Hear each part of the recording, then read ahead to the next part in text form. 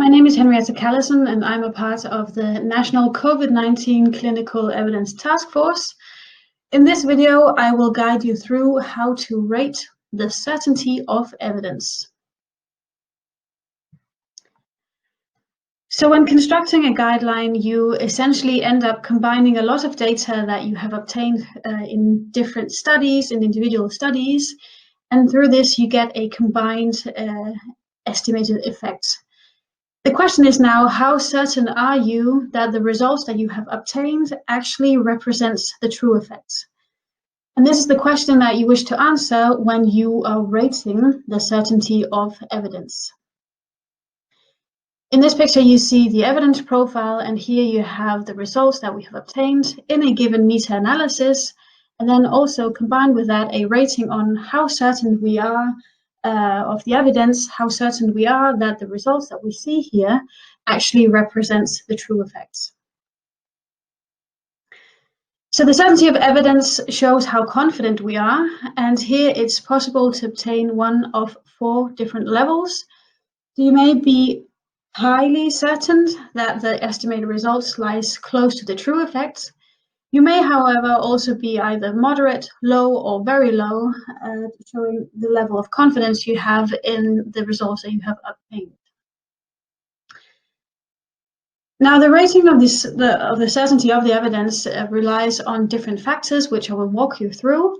However, as a starting point, I want to point out to you that by default, randomized studies are considered to be high-level evidence, and by default we have a high certainty in the numbers coming from randomized trials.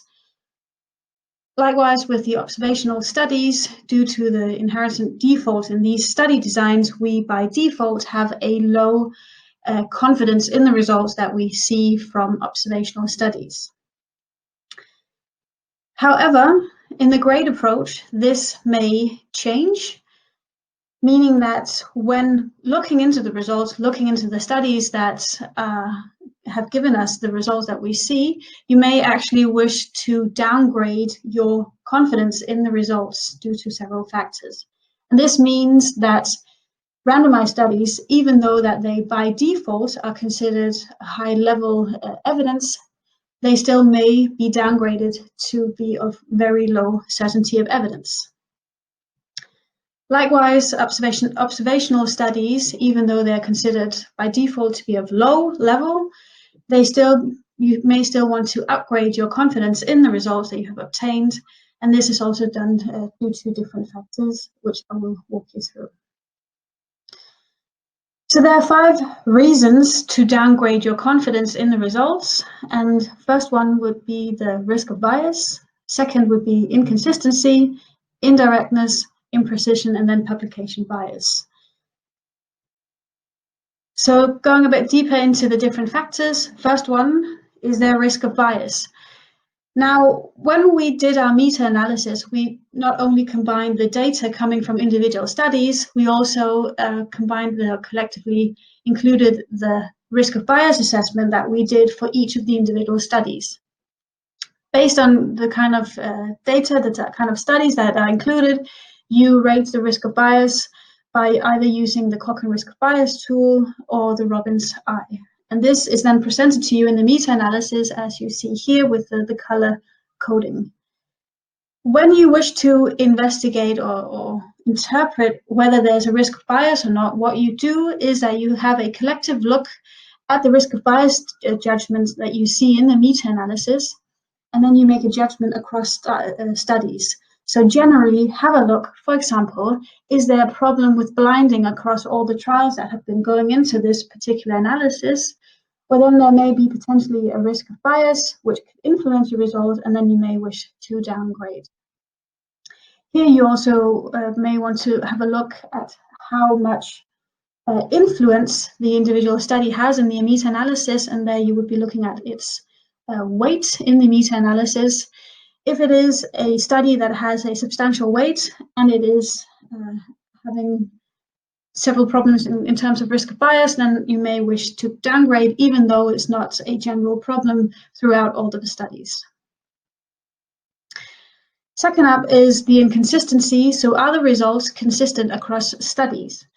When performing a meta-analysis, you essentially combined a lot of data from different studies into one given analysis.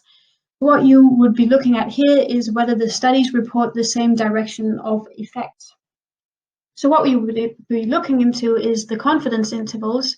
Is there a variation in size of the effects and the extent of overlap of the confidence interval? But also you may wish to look into the statistical test of heterogeneity, the I2, in the meta-analysis, which would give you an indication on how much heterogeneity is in this particular analysis. Here, please pay attention that you may wish to have a look into why there may be heterogeneity. Are you able to explain the inconsistency or not? If you're not able to explain it, well, then you may wish to downgrade your certainty of the evidence due to inconsistency. The third factor is indirectness. So how well does the literature that we have chosen for this analysis, how well does it actually answer our question? So is there potential that there's an indirect population intervention comparison outcome? So for example, if we were interested in an effect of an intervention in children, however, we were only able to find studies and include studies that were conducted in adults, well, then you may wish to downgrade your certainty towards the evidence, as you may not be completely confident that the results that you see from studies coming from the adults would be the same as you would see in the children. The fourth factor is imprecision. So how precise is the estimated effect? Here, you should have a look at the confidence interval. Is it wide or is it narrow? How precise is the estimated effect that we have obtained? If you have a particular large confidence interval, then you may wish to downgrade for imprecision. The last factor is publication bias. Now, publication bias is a bit tricky to identify. However, publication bias occurs when the results from an experiment influences the decision on whether to publish or not. So positive findings have a tendency to be published sooner and just generally to be published as compared to negative findings. But this also means that if we are missing studies or results simply because they have not been published, well, then we are less likely to obtain the true results. So this means that when results are combined into a meta-analysis, chances are that the effect estimates do not represent the true effect due to missing information. And then here you would downgrade your certainty towards the evidence due to publication bias. One way to have an idea on whether there's indication of publication bias would be to perform a funnel plot. This is, however, only possible if you have 10 or more studies in the analysis. So that was the factors that could lead you to downgrade your certainty towards evidence coming from randomized trials. However, if you have observational studies, you may essentially also wish to upgrade your confidence in the results that you have obtained. And here you may be able to do that if you see a particular large effect or a dose response, or if after you've considered all plausible residual confounders, you still see a very good effect.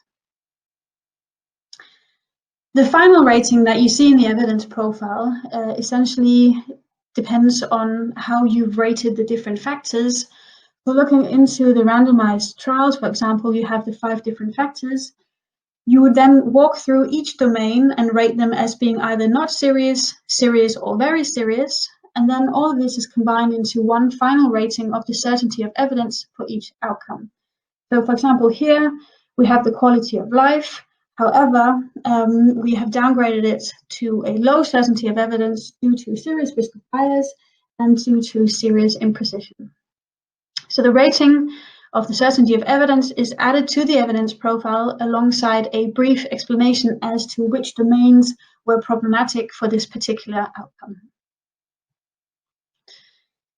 So there you have it, the evidence profile with the different ratings and different certainty of evidence towards different outcomes. Everything is combined into one single profile, which is then used to construct your recommendation. So that was it. Please do follow us on Twitter and visit our website for more information. Take care.